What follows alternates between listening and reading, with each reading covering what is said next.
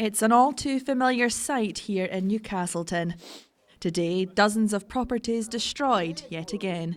This couple were flooded out of their home last February when Storm Dennis hit and had only moved back in 8 weeks ago. We were in rented accommodation and there was nothing wrong with the accommodation, was fine, but I mean it's not your own property, and for this to happen again is just... Especially when you've only been back in 2 months. With 4 inch of water right through, right from front door to back door. And furniture? It's basically everything. Basically everything again. Yeah. As I say, it's only... And it's just brand new furniture. It's all brand new. We're back to square one again. And our mental state just can't take much more of this.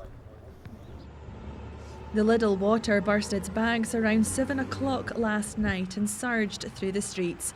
Floodgates protected some, but others weren't so fortunate.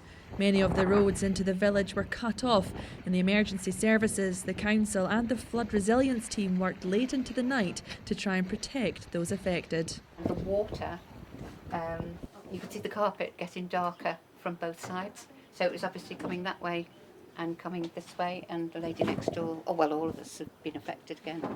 The river really needs to be sorted now. I mean, there's plans for it, but they've not put them into fruition. Apparently, it used to get dredged every 4 years.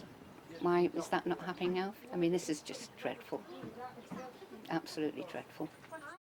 In Hawick, the River Teviot burst its banks and parts of Mansfield was under water, but luckily by morning no lasting damage was evident this time. So I think at the end of the night we'd used about 4,000 sandbags. Lower Mansfield was badly affected by water. Roads were closed there.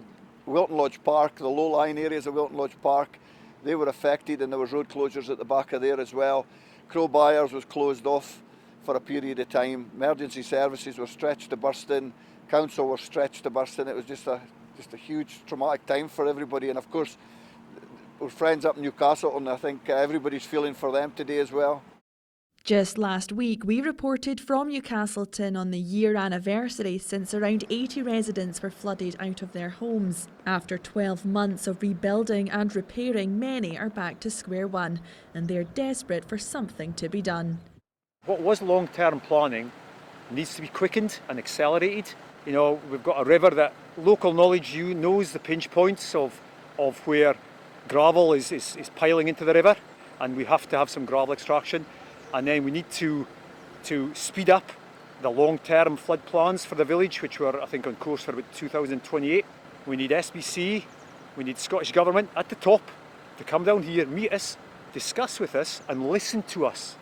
Residents here say they live in constant fear of this happening again. And who can blame them? They say they just want something done to relieve them of this recurring nightmare. Claire McNeil, ITV News, Newcastleton.